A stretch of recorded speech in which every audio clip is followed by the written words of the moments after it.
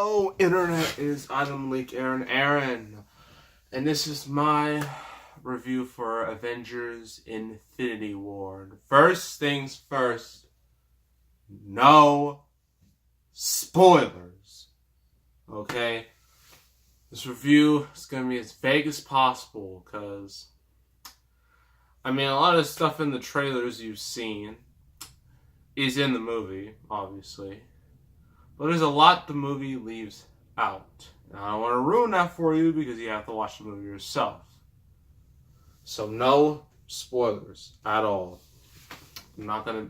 If it was a bad movie, I would have no problem. But this is a movie you need to see, even though by the end of it you might feel a bit.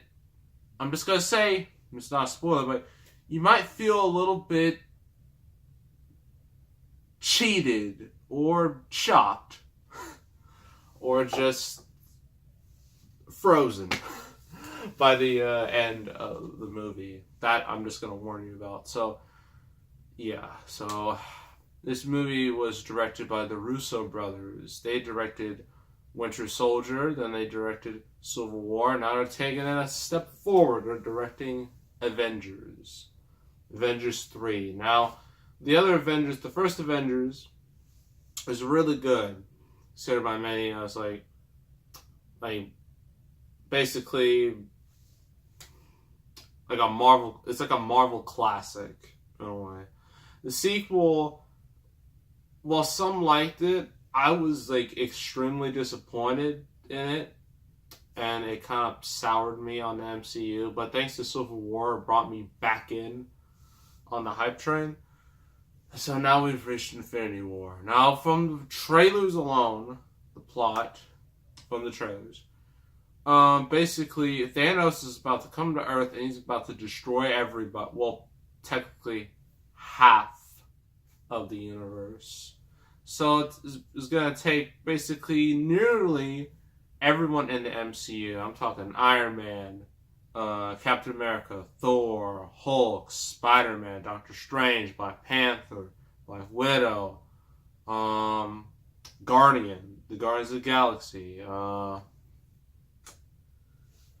I missing? The other ones like Vision, Scarlet Witch, Falcon, War Machine. Who is Black Panther? Who's that lady that's with him? I forget her name. I feel terrible for doing that. Bucky, like all of them are gonna try to fight off Thanos before he gets all the Infinity Stones, and if he does that, then everybody is screwed. So that's the plot according to the trailers. But when you see the movie, sorry I mentioned, it leaves a lot of stuff out, and you'll be quite shocked at what they leave out, and there's some legit. You'll be shocked because this. Some would consider this a spoiler, but not really, because people, I don't want you all to hate me, but it was already said that people were going to die. That was been said for months and months and months. People already knew someone was going to die in this movie. That much was known. I'm not going to tell you who dies, but it is quite surprising, to say the least, who, doesn't make it. You'll be shocked who doesn't make it. I know I was shocked. I was like, really? Like, it's crazy. It's really insane. So the pros and cons. Pros, the action is phenomenal. This movie costs like $300 to $400 million. You can see that money on screen. Definitely. Now I know that some of the MCU movies have had some CGI-ish problems, particularly Black Panther. Despite Black Panther getting unanimous acclaim, there was some issues with its CGI. Thankfully, that's not much of a case here. There's some stuff looks a little wonky here and there, but overall, it's very satisfying. And like the action is just huge. It's basically a dream come true. Seeing like all your favorite heroes, fighting along each other and trying to save the world. That's exactly. I mean, we've built this whole thing's been built up 10 years at this point. Oh, and like I think it's been like 20 movies, or close to 20, at least 20 movies, and it's all led to this. And yeah, like a lot of the action is just mainly just like every comic book fan's dream come true. The characters. Well, I'll get to the cons about the characters in a little bit, but the characters that get the most, screen time, they do really well. I mean, when I saw this movie, the audience, like I pretty much like nearly everybody, but I mean the people I especially liked in this movie were, let's see, I like Thor, I like Doctor Strange, I like Iron Man, I like Spider-Man, like Black Panther,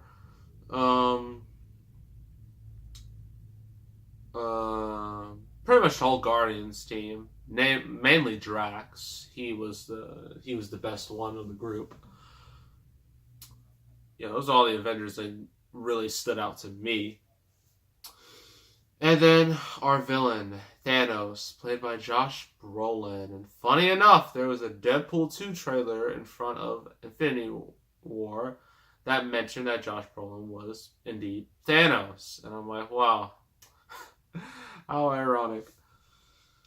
Yes, he is probably, in terms of all the MCU villains, he's like, I mean, there's been a lot of hype about Thanos because a lot of the MCU villains have been admittedly very poor. And everyone thought, like, Thanos, now he's gonna be the one to, to be the best. And, in terms of, like, all the other villains in the MCU, he is definitely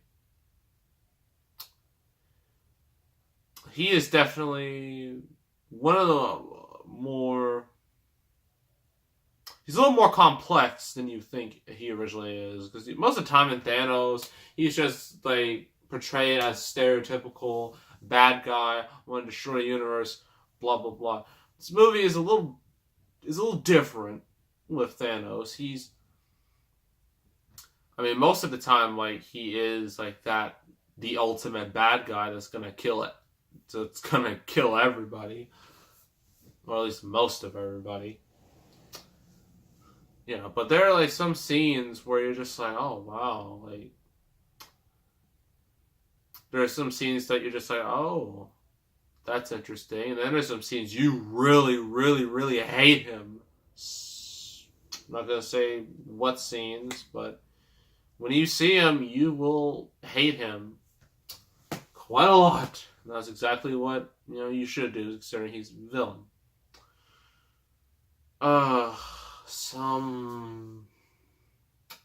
there any more pros I can give this movie? Music was good. I liked how ambitious this movie was compared to the MCU movies. Because most of the MCU movies, like, have a certain, formula. They've had 20 movies over 10 years. There has to be a formula. Why else do you think it's so successful?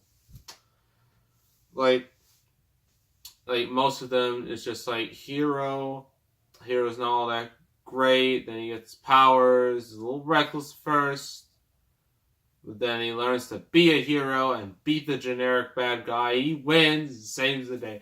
That's how it usually goes. In this movie, most of the characters are already well established. Some for years.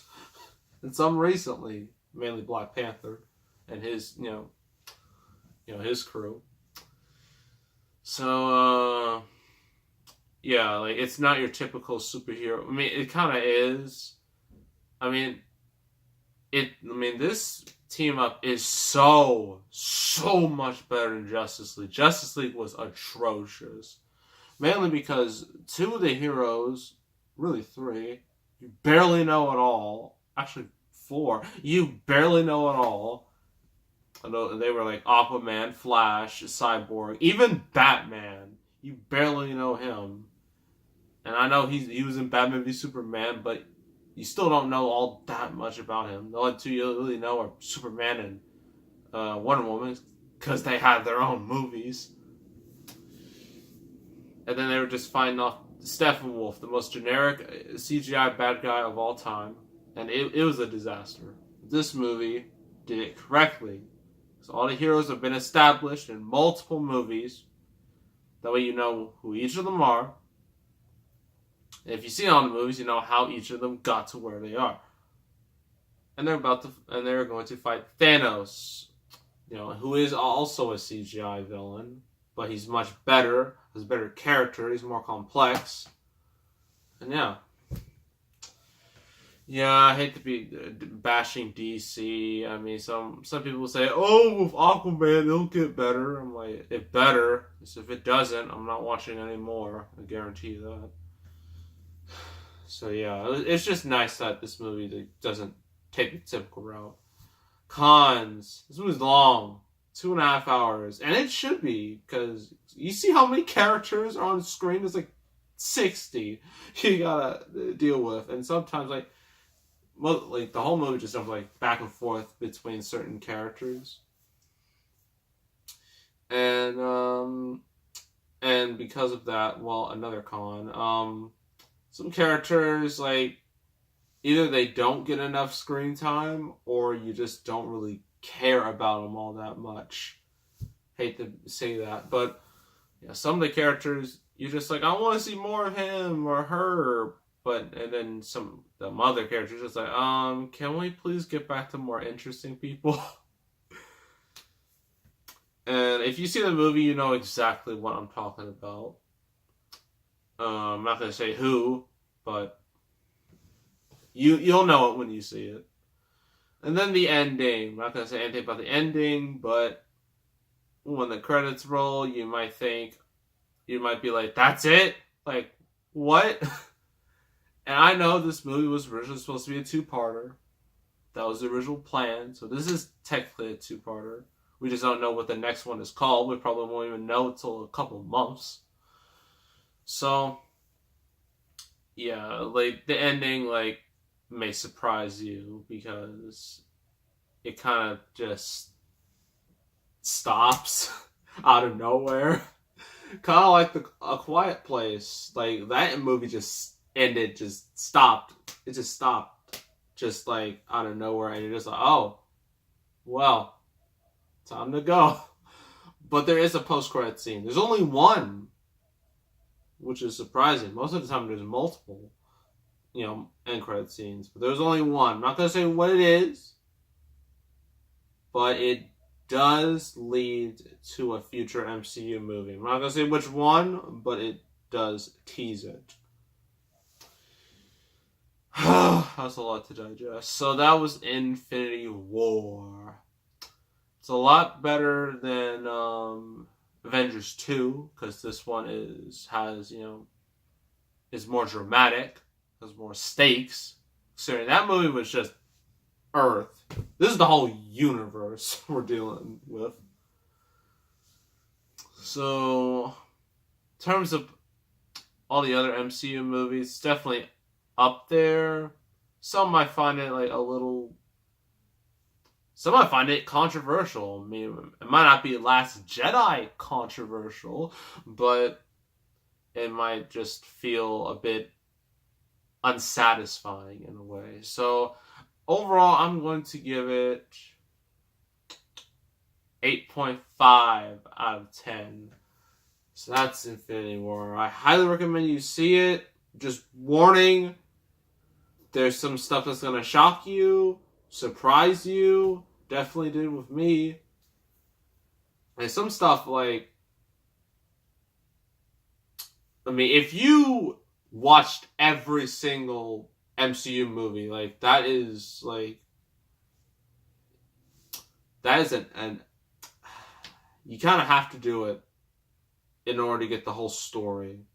Because if you don't, if you miss out on certain movies, you might be a little lost. So I'm just warning you. It's best to watch them all before watching Infinity War. That's my little disclaimer.